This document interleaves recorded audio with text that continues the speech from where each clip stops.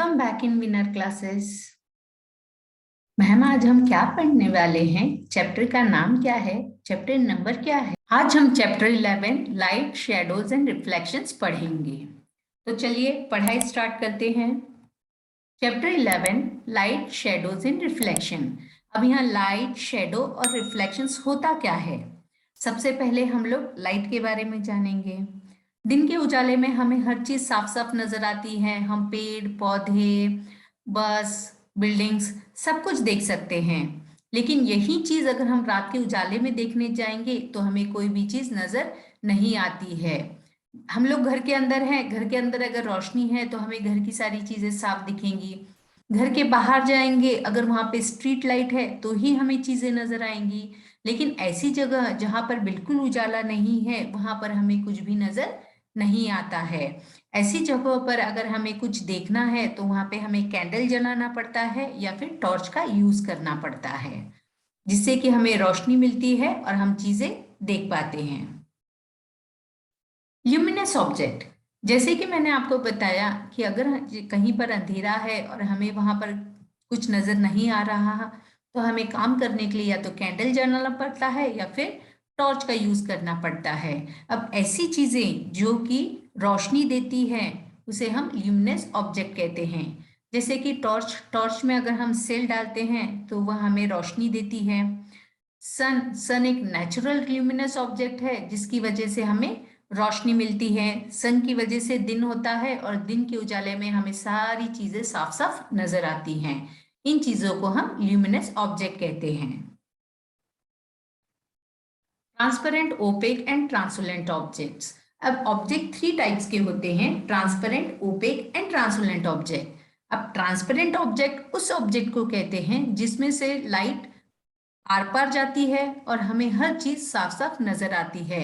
जैसे चश्मे के ग्लासेस, चश्मे में से हमें हर चीज साफ साफ नजर आती है। ओपेक ऑब्जेक्ट, ओपेक ऑब्जेक्ट वह ऑब्जेक्ट होता है जिसमें से लाइट बिल्कुल भी पास नहीं होती और जिसके आर पार हम लोग नहीं देख सकते। जैसे दीवार हो गई, वॉल, जिसके आर पार हम नहीं देख सकते। लकड़ी का दरवाजा हो गया जिसके आर पार हम नहीं देख सकते। क्यों? क्योंकि इसमें से लाइट बिल्कुल भी पास नहीं होती। ट्रांसोलेंट ऑब्जेक्ट, ट्रांसोलेंट ऑब्जेक्ट वह ऑब्जेक्ट है जिसमें से लाइट पास तो होती है लेकिन पूरी तरह से पास नहीं हो पाती, धुंधली धुंधली पास होती है। जिस इसकी वजह से हमें ट्रांसपेरेंट ऑब्जेक्ट में से कुछ नजर तो आता है लेकिन हमें साफ साफ कुछ भी नजर नहीं आता। जैसे बटर पेपर हो गया, बटर पेपर में से अगर हम देखेंगे तो हमें नजर आएगा लेकिन जो भी उसके पार है वह हमें साफ साफ नजर नहीं आता। What exactly are shadow? अब शेडो क्या होता है? सबको पता है कि light travel in a straight line. अब लाइट स्ट्रेट लाइन में ट्रैवल होती है, लेकिन अगर उसके बीच में कोई रुकावट आ जाए, ऑब्स्ट्रैक्ट आ जाए, मीन्स कोई ओपेक ऑब्जेक्ट आ जाए जिसमें से कि लाइट पास नहीं होती, तो उसकी वजह से क्या होता है? शेडो फॉर्म होता है। यहाँ पर आप देख रहे हैं कि सामने सोर्स लगा हुआ है लाइट का, उसमें से लाइट पास हो रही है लेकिन बीच में अगर हमने हाथ रख दिया, हमारे बॉडी के पार्ट्स जो हैं वह ओपेक ऑब्जेक्ट है जिसमें से लाइट पास नहीं होती और लाइट पास न होने के कारण उतनी जगह का शेडो, परछाई हमें नजर आती है।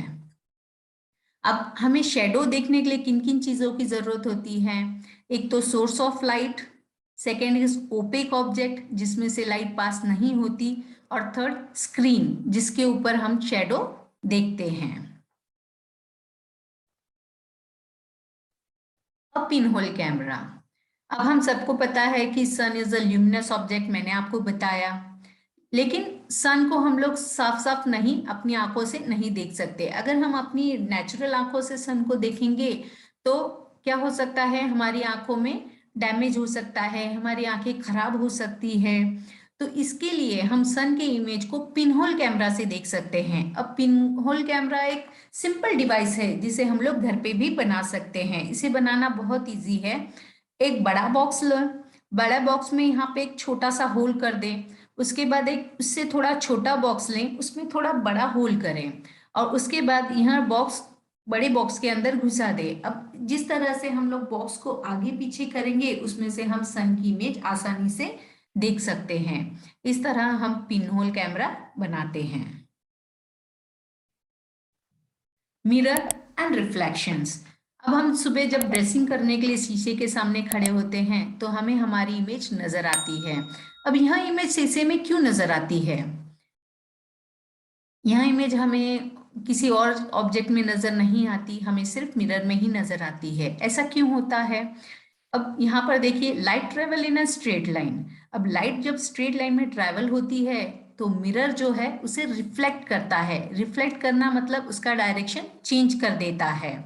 अब वैसा ही मिरर, अब हमारे घरों में जो मिरर है वह भी यही सेम काम करता है।